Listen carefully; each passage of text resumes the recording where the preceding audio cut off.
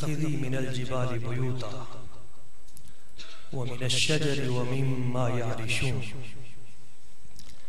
ثم كلي من كل الثمرات فاسلكي سبل ربك ذللا يخرج من بطونها شراب مختلف ألوانه فيه شفاء للناس إن في ذلك لآية لقوم يتفكرون صدق الله مولانا العظیم وصدق رسوله النبی الکریم الامین. درود پاک بآواز بلند. الصلاة والسلام علیک یا سیدی یا رسول اللہ. الصلاة والسلام علیک یا سیدی یا حبیب اللہ.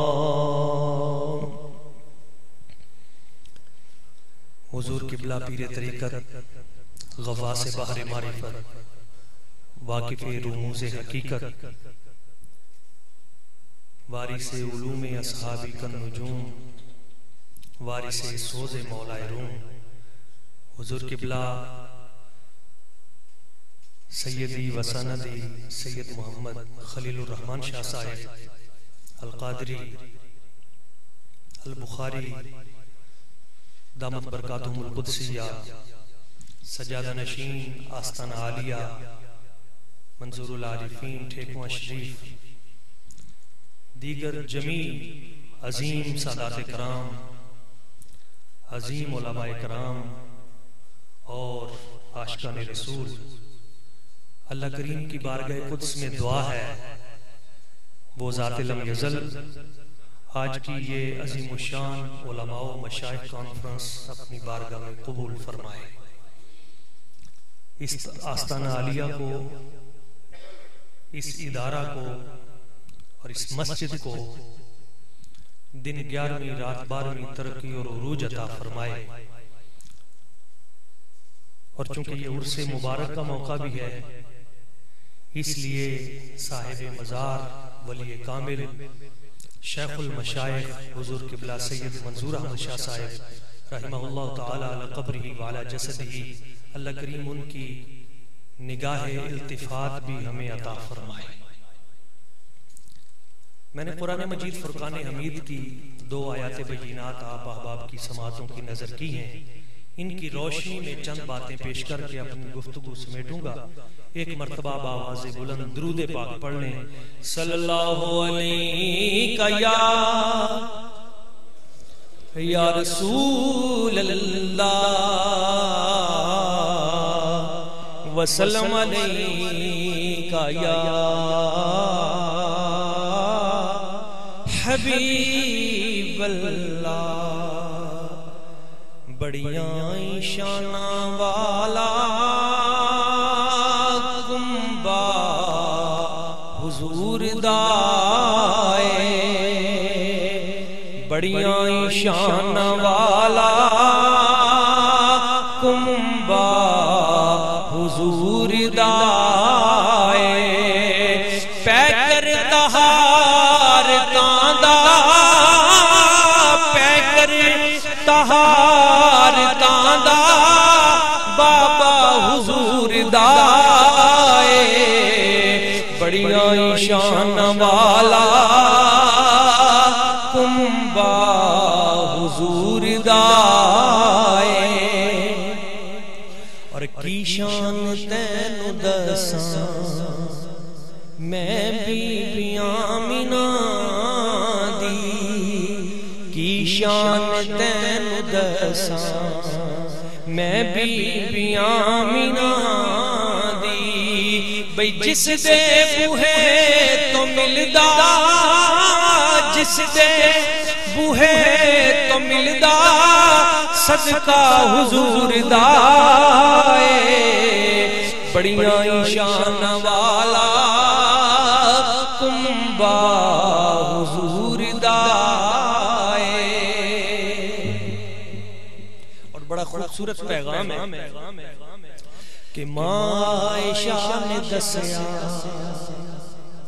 بی بی زہرا دا اسوے وے ماں عائشہ نے دسیا بی بی زہرا دا اسوے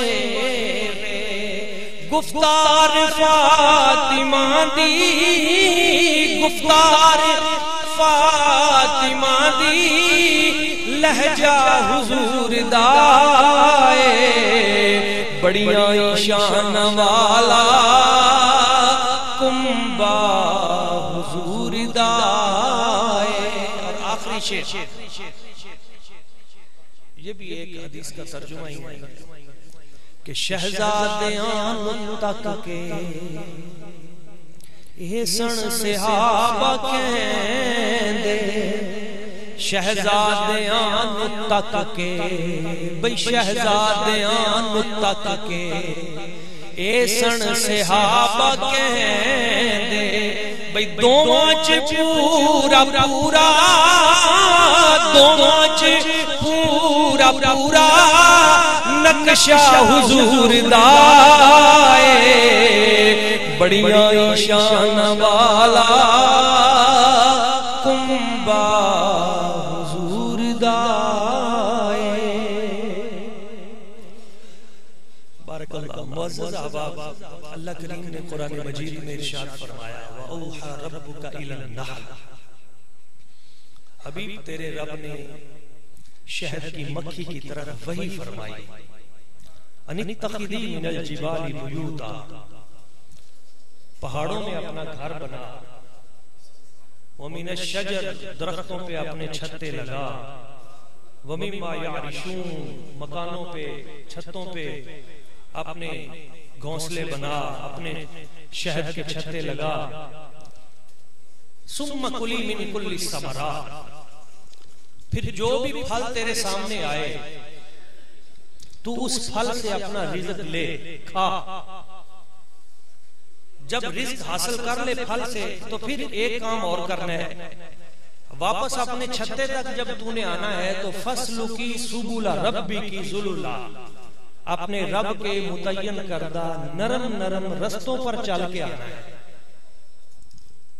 یخرج من بطونہا شراب، جب تو یہ کام کر لے گی ہے شہد کی مکھی تو پھر تیرے پیٹ سے ایک پانی نکلے گا، مختلف الوان، اس پانی کا رنگ تو مختلف ہوگا، فیہ شفاء للناس، لیکن ساری کائنات کے لوگوں کے لیے اس میں شفا ہوگی. اس میں عقل والوں کے لیے بڑی نشانیاں ہیں. معزز احباب، اللہ کریم جب شہد کی مکھی کو وحی فرماتا ہے تو یہ وحی بمعنی الہام ہے. تین چیزیں اللہ کریم شہد کی مکھی کے دل میں اتارتا ہے. کتنی چیزیں؟ تین. یہ بات یاد رکھنے والی ہے تاکہ آپ دوسرے احباب کو بھی یہ پیغام پہنچائیں. اللہ کریم جو الہام فرماتا ہے تو ہر مکھی پہ نہیں فرماتا. شہد کے چھتے پہ جتنی مکھیاں ہوتی ہیں ان میں سے جو ملکہ ہوتی ہے نا، بڑی مکھی، وہ سائز میں بھی بڑی ہوتی ہے، قد میں بھی بڑی ہوتی ہے، عقل و فہم میں بھی بڑی ہوتی ہے. اس کو عربی میں کہتے ہیں یعصوب. اس شہد کی مکھی جو ملکہ ہے اس کے دل پہ اللہ تعالیٰ تین مسئلے الہام فرماتا ہے کہ اے بڑی مکھی، یہ پورا چھتا تیرے حوالے ہے، تو نے اپنی ان چھوٹی شاگردوں کو تین مسئلے پڑھانے ہیں. کتنے مسئلے پڑھانے ہیں؟ تین. تو پہلا مسئلہ وہ یہ پڑھاتی ہے کہ تم نے اپنا گھر کیسے بنانا ہے. ان اتخذی من الجبال بیوتا، پہاڑوں پہ درختوں کے اوپر چھتا لگانا کیسے ہے. یہ مخمس شکل کا یہ چھتا بنانا سکھاتی ہے. اور لطف کی بات یہ ہے کہ آج دنیا انجینئرنگ حیران ہے کہ یہ شہد کی مکھی یہ مخمس اور مسدس شکل میں چھتا بنا کیسے لیتی ہے.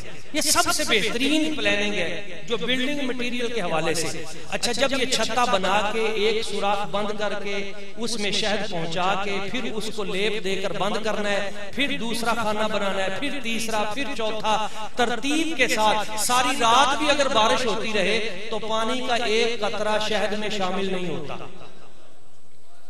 اچھا، پہلا مسئلہ یہ بتانا ہے اپنی چھوٹی مکھیوں کو کہ تم نے چھتا کیسے بنانا ہے.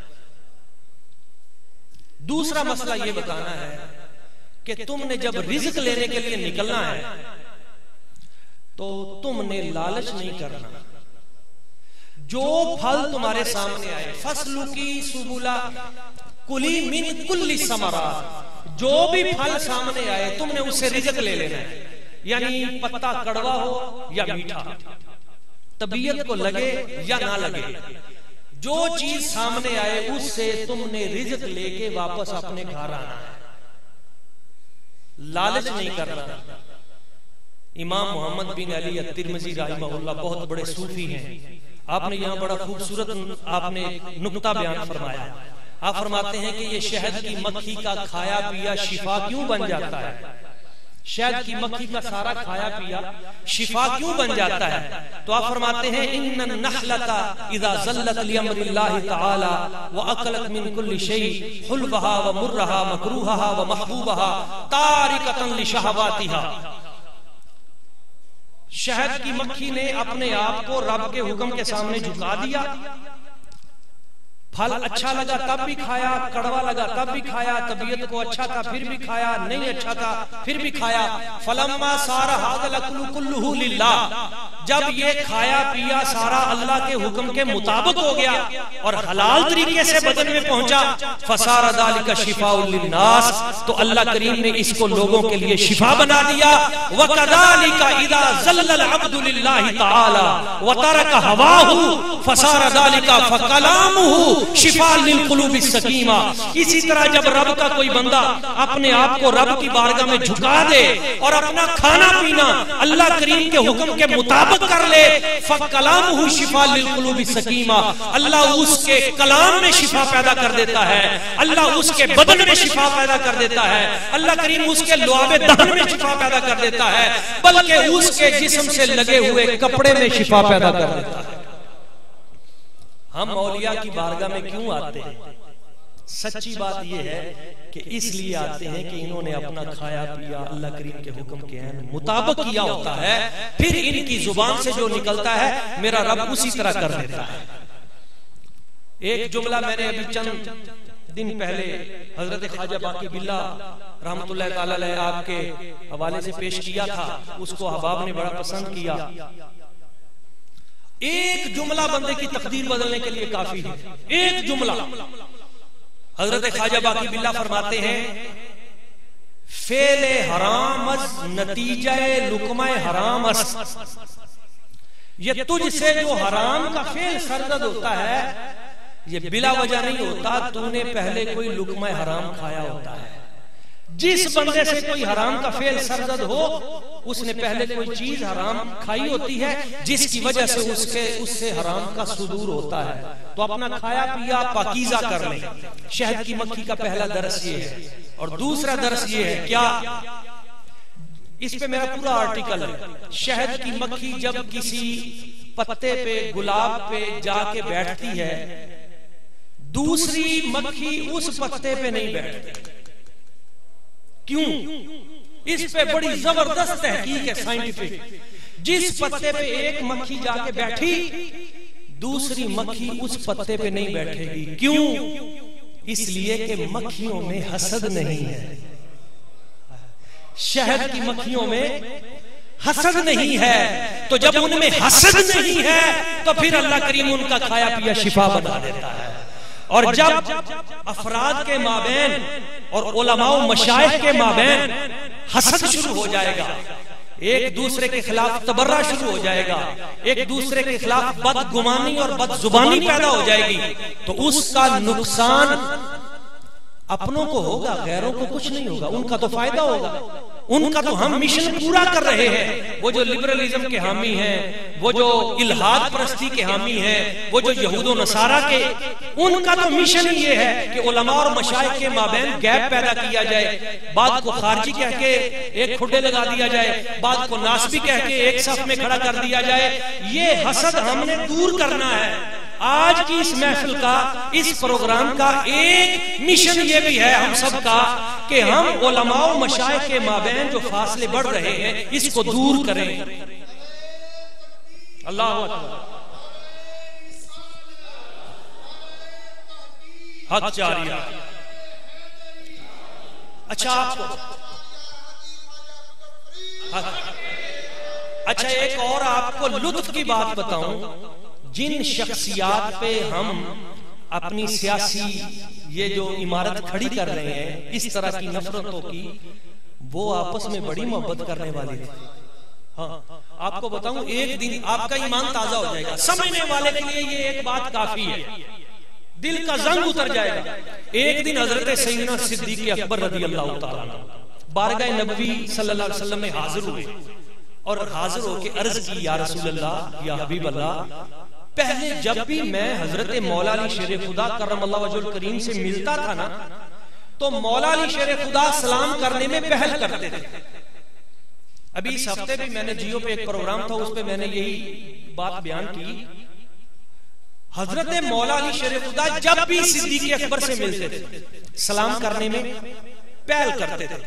صدیق اکبر حاضر ہوئے اور عرض کی، حضور آج میں تھوڑا پریشان ہوں. حضور نے پوچھا، ابو بکر کیوں پریشان ہو؟ حضور آج جب میں نے مولا علی شیر خدا کو دیکھا ہے نا، آج انہوں نے سلام کرنے میں پہل نہیں کی. میں قریب ہوا کہ کہیں ہو سکتا ہے انہوں نے دیکھا نہ ہو. میں تھوڑا سا قریب ہوا اور قریب ہوا، وہ بالکل خاموش کھڑے رہے، انہوں نے سلام کرنے میں پہل نہیں کی. حتیٰ کہ میں نے خود جا کے پھر سلام کیا. جب میں نے سلام کیا تو انہوں نے جواب دیا، حضور میں آپ کی بارگاہ میں آیا ہوں، مجھے پریشانی ہے، کہیں علی مجھ سے ناراض نہ ہو گئے ہوں. بات سمجھ میں نہیں آئی؟ صدیق اکبر کا عقیدہ سمجھ میں آیا؟ حضور مجھے پریشانی ہے کہ کہیں علی مولا علی شیر خدا کرم اللہ وجہ الکریم کہیں وہ مجھ سے ناراض نہ ہو. حضور مجھے یہ پریشانی ہے. حضور نے فرمایا بات تو پریشانی والی ہے، ابھی حل کرتے ہیں. حضور نے بلایا مولا علی شیر خدا کرم اللہ وجہ الکریم حاضر خدمت ہوئے. حضور حکم فرمائے. اب بات سمجھیے گا اور ہمیں اندازہ ہوگا کہ وہ کتنے بڑے لوگ ہیں، کتنے عظیم لوگ ہیں. حضور حکم فرمائے. سرکار نے فرمایا، علی بات یہ ہے، صدیق اکبر آئے ہیں، جب بھی سلام کرتے ہو تو تم پہل کرتے ہو، آج تم نے پہل نہیں کی. صدیق اکبر کہتے ہیں میں نے خود لیا ہے سلام، ان کے دل میں ہے کہ کہیں کوئی بات نہ ہو. تو بھائی بتاؤ کیا بات ہے؟ تو مولا علی نے عرض کی، حضور بات تو ہے، بات تو ہے، بلا وجہ تو نہیں میں نے ایسے کیا، بات تو ہے اور بات بھی بڑی ہے. حضور نے فرمایا کیا بات ہے بھائی بتاؤ تاکہ مسئلہ حل ہو. حضور بات کوئی پریشانی والی نہیں ہے. اچھا بھی چلو جو بھی ہے بتاؤ. حضور بات یہ ہے کہ میں نے آج رات خواب میں جنت الفردوس کو دیکھا. جنت کے بڑے حسین و جمیل محلات دیکھے، بڑی روشنی، بڑی خوبصورت محلات. میں دیکھتا گیا دیکھتا گیا دیکھتا گیا. ایک جگہ پہ فرشتوں نے مجھے عرض کی، مولا علی پاک کرم اللہ وجہ الکریم، حضور ذرا اس طرف بھی ایک دیکھیں، اس طرف بھی ایک محل ہے. تو میں نے اس طرف دیکھا تو وہ بڑا ہی خوبصورت محل تھا، ان سب سے وہ ممتاز تھا، موتیوں سے بنا ہوا. اور جیسے جیسے میں اس کے قریب ہوتا گیا اس کا حسن بڑھتا گیا. وہاں جو فرشتے ڈیوٹی پہ کھڑے تھے میں نے ان سے پوچھا کہ یہ انوکھا نرالا سجیلا یہ سب سے حسن و جمال کا مرصع یہ محل کس کا ہے؟ تو فرشتوں نے کہا، حضور یہ جو محل ہے نا یہ اللہ کریم نے اس ہستی کے لیے بنایا ہے جو سلام کرنے میں پہل کرتا ہے. کس کے لیے بنایا ہے؟ جو دوسرے کو سلام کرنے میں پہل کرتا ہے. تو حضور نے فرمایا، علی پھر تو تیرا حق بنتا تھا تم جلدی سلام کرتے، پھر تم نے سلام کرنے میں پہل کیوں نہیں کی؟ تو عرض کی، حضور اسی لیے تو میں نے سلام کرنے میں پہل نہیں کی کہ میں یہ چاہتا تھا کہ یہ جو سب سے حسین و جمیل محل ہے یہ میرے بھائی صدیق اکبر کو ملنا چاہیے. امام ابن الحاج المکی آپ المالکی، آپ نے اس کو المدخل میں بیان کیا سند صحیح کے ساتھ. حضرت مولا علی کہتے ہیں، حضور میرے دل کی تمنا یہ تھی کہ یہ محل صدیق اکبر کو ملنا چاہیے. یعنی وہ تو اتنے بڑے لوگ ہیں کہ جو جنت کا خوبصورت ترین محل نظر آیا مولا علی نے وہ بھی صدیق اکبر کی ذات پہ قربان کر دیا. اور ہم ان کے نام پہ الگ الگ قسم کی جماعتیں قائم کر کے فتنے پیدا کریں، نہیں، وہ آپس میں ایک ہیں.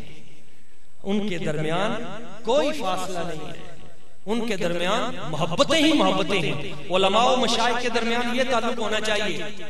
ایک بڑی خوبصورت ایک پیغام اور ایک خوبصورت بات ہے.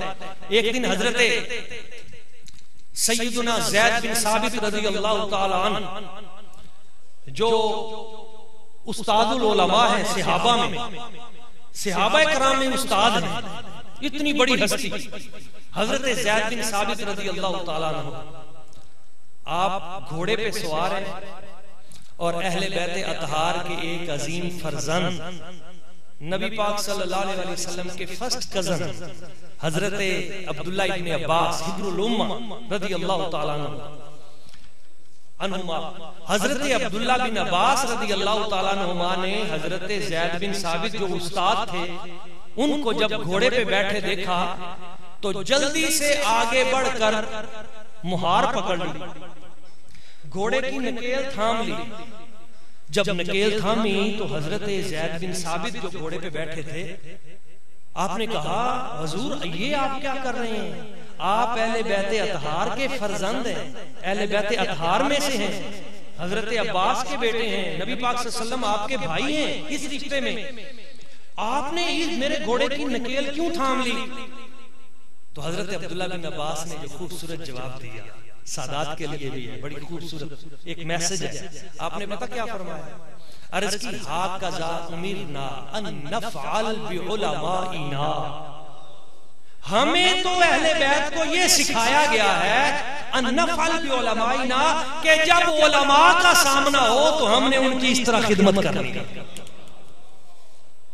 کیا کہا؟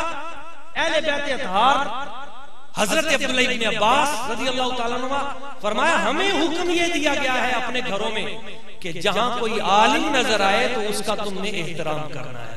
تو حضرت زید بن ثابت آپ گھوڑے سے جلدی سے نیچے اتر آئے اور فرمایا اخرج یدک، یہ ذرا اپنا ہاتھ دکھائیں، مجھے ہاتھ تو دکھائیں۔ تو حضرت عبداللہ بن عباس رضی اللہ تعالیٰ عنہ نے ہاتھ آگے کیا، فقبل یدہ، تو جلدی جلدی حضرت زید بن ثابت جو ہیں استاد جو ہیں وہ اپنے شاگرد کا ہاتھ چومنے لگے، ہاتھ چومنے لگے۔ تو حضرت عبداللہ بن عباس اپنا ہاتھ پیچھے کہتے ہیں حضور استاد جی یہ کیا کر رہے ہیں، آپ تو استاد ہیں۔ تو حضرت زید بن ثابت نے وہ جملہ دیا جو علماء کی اصلاح کے لیے ہے، فرمایا ہاکذا امرنا ان نفعل باہل بیت نبینا، ہمیں بھی یہ حکم رب نے دیا ہے کہ اہل بیت اطہار کا احترام اس طرح کرنا ہے۔ اب ایک طرف اہل علم ان کی ذمہ داریاں ہیں، ایک طرف مشائخ کی ذمہ داریاں ہیں، اور ہم جس گلستان میں بیٹھے ہیں، ہم جس بس میں بیٹھے ہیں، یہاں علم اور سیادت یہ دونوں چیزیں اکٹھی ہو گئی ہیں، اور جس مزار پہ حاضر ہیں وہ بھی وہ سید ہیں جنہوں نے ساری زندگی قرآن مجید پڑھایا، ساری زندگی درس حدیث دیا، ساری زندگی قرآن مجید کی تفسیر پڑھائی اور فقہ پڑھائی، دین اسلام کی خدمت کی اور خدمت خلق کی۔ اور جو خدمت خلق کرتا ہے پھر میرے رب کی بارگاہ سے اسے کیا ملتا ہے؟ یہ دو اہم باتیں میں اس حوالے سے آپ احباب کی سماعتوں کی نظر کرنا چاہتا ہوں۔ شہد کی مکھی جو بڑی مکھی ہوتی ہے وہ چھوٹی مکھیوں کو 3 مسئلے پڑھاتی ہے۔ کتنے مسئلے؟ امام رازی لکھتے ہیں، آپ فرماتے ہیں وہ جو 3 مسئلے چھوٹی مکھیوں کو پڑھاتی ہے نا، تو اس وجہ سے پورے چھتے کی مکھیاں اپنی اس استاد مکھی کا احترام کرتی ہیں۔ وَهُمْ يَحْمِلُونَهُ وَيَحْمِدُونَهُ عِنْدَ الطَّيْرَانِ، بڑی مکھی نے جب کہیں جانا ہوتا ہے نا، شہد کی مکھی نے، تو چھوٹی مکھیاں اسے اپنے پر پہ لے کے جاتی ہیں۔ ہماری استاد ہے، کیا ہے؟ ہماری استاد ہے، اس کا احترام ضروری ہے۔ اچھا اس کی موجودگی میں وہ گفتگو نہیں کرتی، احترام کرتی ہیں، ادب کرتی ہیں، اس کو آگے لے کے جاتی ہیں، استقبال کرتی ہیں، پروں پہ اٹھاتی ہیں۔ کیوں؟ امام راضی فرماتے ہیں اس لیے کہ اس نے 3 مسئلے پڑھائے۔ کتنے؟ تو آپ فرماتے ہیں شہد کی مکھی اگر 3 مسئلے پڑھائے تو پورا چھتا اس استاد کا ساری زندگی احترام کرے۔ تو جو علماء ساری زندگی لوگوں کو لاکھوں مسئلے پڑھاتے ہیں، بات نہیں سمجھ میں آئی، جن کی ساری زندگیاں کھپ گئیں، ساری زندگیاں لگ گئیں اسی محنت میں کہ کسی طرح ہم رسول اللہ صلی اللہ علیہ وسلم کا دین اگلی آنے والی نسلوں کو منتقل کر دیں، تو جس نے 3 مسئلے پڑھائے پورا چھتا اس کا احترام کرے، تو جو لاکھوں مسائل پڑھائیں ان علماء کا احترام کتنا لازمی ہے۔ یہ یاد رکھیں، پورے دین کا خلاصہ ایک جملے میں نکالیں تو وہ ہے الدین کلہ ادب۔ دین سارے کا سارا ادب کا نام ہے، شرم کا نام ہے، حیا کا نام ہے۔ میرے حضور فرماتے ہیں لِكُلِّ دِينٍ خُلُقًا وَخُلُقُ الْإِسْلَامِ الْحَيَاءُ، ہر دین کی ایک سپیشل خوبی ہوتی ہے، اور میرے مذہب اسلام کی، میرے دین اسلام کی جو سب سے اچھی کوالٹی ہے وہ حیا ہے۔ حیا باقی رہے گی، معاشرہ باقی رہے گا۔ اگر یہ نظروں کی حیا، یہ کلام کی حیا، یہ گفتگو کی حیا اگر ہم سے یہ چھوٹ گئی تو پھر کسی کی عزت نہیں بچے گی، پھر سب کے لیے پریشانی ہے۔ اور آنے والا دور اس حوالے سے بہت خطرناک ہے۔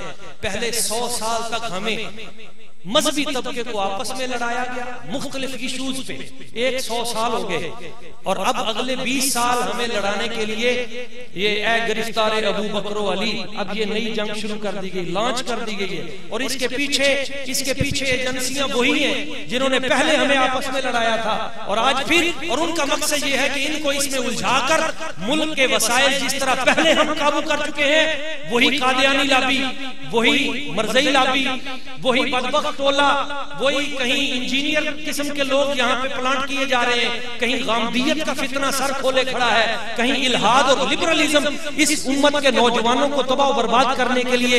ایسے دور میں اہل دین کی یہ ذمہ داری ہے کہ وہ آپس میں اکٹھے ہوں، ایک دوسرے کا احترام کریں، اور آپ دیکھیں گے کہ جب بھی کام ہوا ہے پیچھے کسی نہ کسی سید کی دعا ہوتی ہے، کسی نہ کسی عالم کی محنت ہوتی ہے۔ یہ دو چیزیں لازم و ملزوم ہیں۔ ادب، احترام۔ حضرت سلطان صلاح الدین ایوبی کی ذات کو دیکھیں۔ سلطان صلاح الدین ایوبی بچپن میں حضرت غوث اعظم نے آپ کے سر پہ اپنا دست مبارک رکھا تھا۔ سلطان صلاح الدین ایوبی رحمہ اللہ ایسے نہیں انہوں نے فتح کر لی تھی، پیچھے غوث پاک کی دعا تھی۔ ہاں یہاں پہ دیکھیں حضرت سلطان محمود غزنوی، حملے تو 16 پہلے بھی کیے تھے، مگر فتح تب بنی جب خواجہ خرقانی کا خرقہ لے کے ساتھ چلے تھے۔ پیچھے کسی نہ کسی بزرگ کی دعا تھی، حضرت خواجہ معین الدین چشتی اجمیری رحمت اللہ تعالی علیہ، سلطان شمس الدین التمش بچہ تھا، وہاں سے نکلا بکتا بکاتا۔ ان کی پوری زندگی آپ پڑھ کے دیکھ لیں، حضرت یوسف علیہ السلام سے ملتی جلتی ہے۔ بھائیوں نے بیچ دیا، التمش کو بیچ دیا، التمش چلتا چلتا یہاں دلی میں آ گیا، بکتا بکاتا ایک بڑی سخت قسم کی عورت اس کا غلام بن گیا، وہ مارتی بھی تھی۔ یہ بچہ باہر نکلا، اس نے کچھ پیسے دیے کہ جاؤ جا کے دودھ لے کے آؤ۔ جب باہر آئے تو وہاں دیکھا ایک جگہ پہ بہت سے لوگ جمع ہیں، اور ایک بڑی نورانی شخصیت بیان کر رہی ہے، تو ان کے بیان میں دل ایسا گم ہوا کہ یہ شمس الدین گم ہی رہ گیا، اور کسی نے جیب سے پیسے نکال لیے۔ جب بعد میں جیب دیکھی تو جیب خالی تھی، تو رونے لگے کہ میری مالکن تو بہت سخت ہے، مارے گی۔ کسی نے پیچھے ہاتھ رکھا، جب پیچھے دیکھا تو وہی جو ہستی نورانی بیان کر رہی تھی نا، وہی کندھے پہ ہاتھ رکھ کے پوچھ رہی ہے، بیٹا تجھے کیا ہوا ہے، کیوں پریشان ہے؟ تو کہا میری مالکن بڑی ظالم ہے، پیسے گم ہو گئے ہیں، آپ کا بیان سنتے ہوئے مجھے کچھ ہوش نہیں رہی، لیٹ بھی ہو گیا ہوں، پیسے بھی نہیں ہیں، دودھ بھی نہیں پہنچے گا۔ تو انہوں نے اپنی جیب سے نا کچھ پیسے نکالے اور کہا بیٹا یہ دودھ لے جانا، اور میں تجھے ایک وصیت کرتا ہوں۔ حضور کیا وصیت کرتے ہیں؟ بیٹا جب تم دلی کے تخت پہ بیٹھ جاؤ تو فقیروں کا خیال رکھنا۔ جس دن پہلے دن سلطان شمس الدین دلی کے تخت پہ بیٹھا تھا اور پورے بر صغیر کا وہ اتنا بڑا حکمران بنا، جب اس سے پوچھا گیا کہ حضور آپ تو بکتے بکاتے ایک گھر میں خادم، یہ دلی کی بادشاہت اور یہ بر صغیر کے شہنشاہ، یہ کیسے آپ کو حاصل ہوئی؟ تو آپ نے فرمایا اس میں میرا کوئی کمال نہیں ہے، یہ ایک لمحے کے لیے سلطان حضرت خواجہ معین الدین چشتی اجمیری نے دیکھا تھا، میرے سر پہ ہاتھ رکھا تھا، اس دعا کی برکت سے یہ سارا کچھ ملا ہے۔ مدارس اسلامیہ، ہمارے بابا جی کرما والے سرکار جب بھی آپ کے پاس کوئی آتا تھا تو آپ فرمایا کرتے تھے بیلیا اپنے پتر نو حافظ بنائیں، عالم بنائیں، سرپرستی کرتے تھے، جہاں جاتے تھے وہاں مدرسے کی بنیاد، یہ صوفیاء کا یہ رنگ ہے، یہاں مدرسہ ہے، وہاں ہے، ہاسپیٹل ہے، ڈسپینسری ہے، خدمت خلق ہے، لنگر خانے ہیں، یہ فیض ہے جو اللہ کریم ان کی ذوات مقدسات سے لے رہا ہے۔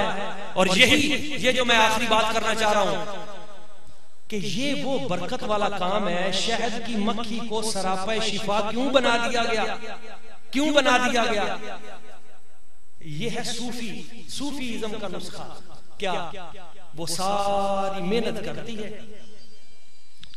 1 کلو شہد بنانے کے لیے شہد کی مکھی 10 لاکھ پھولوں کو چوستی ہے. کتنے؟ اتنی محنت کر کے بنا کے پھر وہ سارے کا سارا آپ کے حوالے کر دیتی ہے، بانٹ دیتی ہے، خود نہیں رکھتی. کیا کرتی ہے؟ آپ کے حوالے کر دیتی ہے.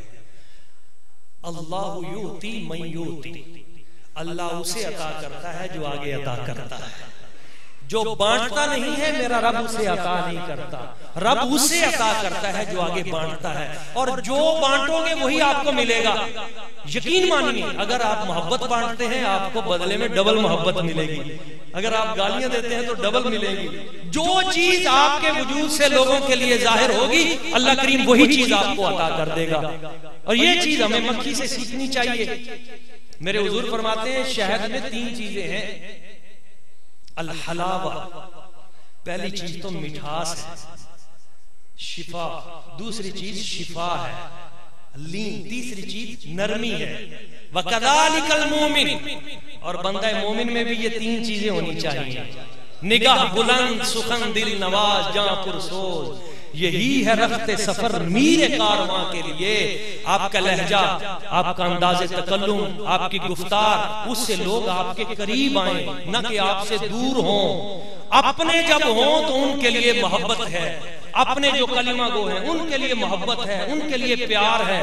ہاں جب کہیں بے ادبی ہو، گستاخی ہو، تو علامہ دمیری نے ایک بات لکھی ہے حیات الحیوان الکبریٰ میں.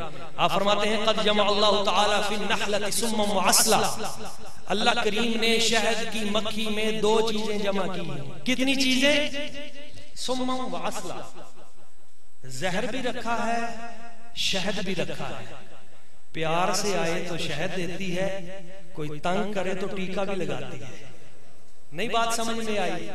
ہاں. وَكَذَلِكَ الْمُؤْمِنِ، مومن بھی ایسے ہی ہوتا ہے. محمد الرسول اللہ والذین معہ اشداء علی الکفار رحماء بینہم. مومن کی مثال بھی یہی ہے، آپس میں ہے تو نرم ہے، اور اگر گستاخان رسول کے ساتھ مقابلہ ہو تو اس وقت مثل فولاد ہے. اور یہی چیز بابا خادم صاحب ساری زندگی کہتے رہے کہ ہم آپس میں تو ایک ہیں. مجھ سے کہتے ہو کوئی سخت رویہ اختیار کرتا ہے، گالی دیتا ہے، تشدد کرتا ہے، بھئی آپس میں تو ہم ایک ہیں، محبت کی بات کرتے ہیں. پر جب کوئی میرے نبی کے خاکے بنائے اور وہاں میں خاموش ہو کے کھڑا ہو جاؤں، ہم سے ایسی بے غیرت فقیری نہیں ہوتی. جہاں حضور کی عزت کا مسئلہ آئے گا وہاں ہم مثل شہد کی مکھی ڈنک والا کام، پھر وہاں بندہ مومن یہ کام بھی کرے. تو میں جو پیغام دینا چاہ رہا ہوں وہ یہی ہے کہ آخر میں چونکہ سادات کرام اور بہت بڑی بڑی علمی ہستیاں یہاں پہ موجود ہیں، بڑے بزرگوں کا جو طریقہ ہوتا تھا مجھے یہی بتایا گیا. میرے احباب نے، میرے والد گرامی وہ یہاں حاضر ہوتے رہے، انہوں نے بتایا کہ حضور قبلہ سید منظور احمد شاہ صاحب بخاری بابا جی، آپ کی عادت کریمہ تھی کہ جو بھی مرید آپ کے پاس آتا تھا آپ اس کی پہلے نمبر پہ اصلاح فرماتے تھے، اس سے نماز سنتے تھے، اس سے درود پاک سنتے تھے، اور فرماتے تھے کہ اللہم صلی لا نہیں کہنا، صلی علی کہنا ہے. عین کہ یہ لا کا مطلب تو نفی ہے، یہ تو سارا مسئلہ ہی بدل گیا. تو ایک ایک لفظ پہ توجہ دیتے تھے.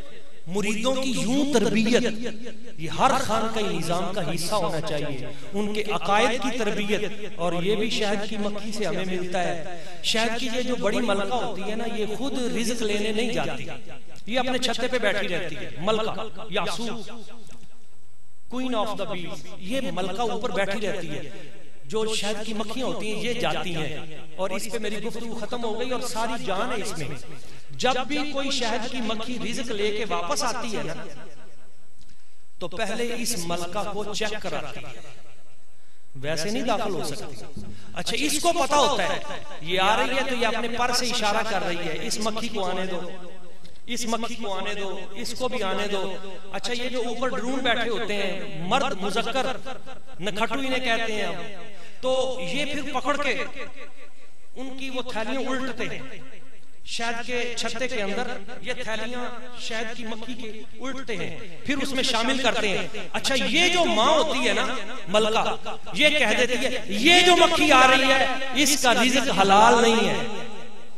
یہ بات سمجھیے، جدید سائنس بھی اس کو تسلیم کر چکی ہے، یہ جو مکھی آ رہی ہے اس کا رزق حلال نہیں ہے، یہ ہمارے چھتے میں شامل نہیں ہونا چاہیے۔ تو یہاں پہ جو ڈرون بیٹھے ہیں اسی وقت اٹیک کرتے ہیں تیزی کے ساتھ، اس مکھی کو 2 ٹکڑے کر دیتے ہیں، مار دیتے ہیں، اس کا رزق بھی اپنے چھتے میں شامل نہیں ہونے دیتے۔ 2 چیزیں ہیں، پہلی بات تو یہ ہے کہ یہ جو ملکہ ہے اس کو پتہ کیسے چل جاتا ہے کہ یہ رزق حلال لے کے آ رہی ہے، یہ رزق حرام لے کے آ رہی ہے۔ بات سمجھ میں آئی؟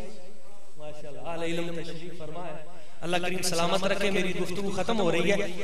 اہل علم یہ بات سمجھ رہے ہیں کہ یہ جو ملکہ ہے یہ جان لیتی ہے کہ یہ رزق حلال لے کے آ رہی ہے، یہ رزق حرام لے کے آ رہی ہے۔ شہد کی مکھی کو پتا چل جاتا ہے کہ رزق حلال ہے یا حرام، اللہ کے ولیوں کو کیسے پتا نہیں چلتا ہوگا؟ پتا چل جاتا ہے رزق حلال آ رہا ہے یا رزق حرام آ رہا ہے۔ اب ملکہ جانتی ہے کہ اگر یہ حرام رزق شامل ہو گیا، کس میں؟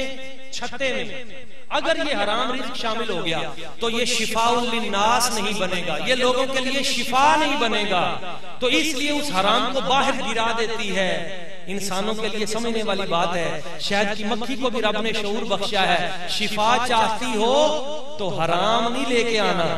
تو ماں باپ پہ بھی ذمہ داری ہے کہ بچے اگر 30,000 اس کی ماہانہ تنخواہ ہو اور وہ روزانہ 50,000 لے کے آ رہا ہو تو ماں باپ پہ لازم ہے وہ بیٹے سے پوچھیں یہ پیسے آئے کہاں سے ہیں، حرام تو نہیں لے کے آئے، حلال رزق حلال، اس میں برکت ہوتی ہے۔ اور یہی صوفیاء کا درس ہے، اور یہی اسی سے ہمیں ہر چیز جو ہے وہ ملتی ہے۔ میں اہل علم کی نظر یہی بات کرنا چاہوں گا، میں ایسے شخص کو زندوں میں کیوں شمار کروں، میں ایسے شخص کو زندوں میں کیوں شمار کروں جو سوچتا بھی نہیں خواب دیکھتا بھی نہیں۔ ہم نے سوچنا بھی ہے، خواب بھی دیکھنا ہے، ہماری بنیادیں بڑی مضبوط ہیں، اللہ اور اس کے رسول کریم صلی اللہ علیہ وسلم ان کی نگاہ کامل جو ہے وہ حاصل ہے۔ یہ بات علی وجہ بصیرہ میں کہہ رہا ہوں کہ اس وقت عالم کفر پریشان ہے، وہ آخری حل اپنے آخری سانسوں پہ آخری بار کھیل رہا ہے۔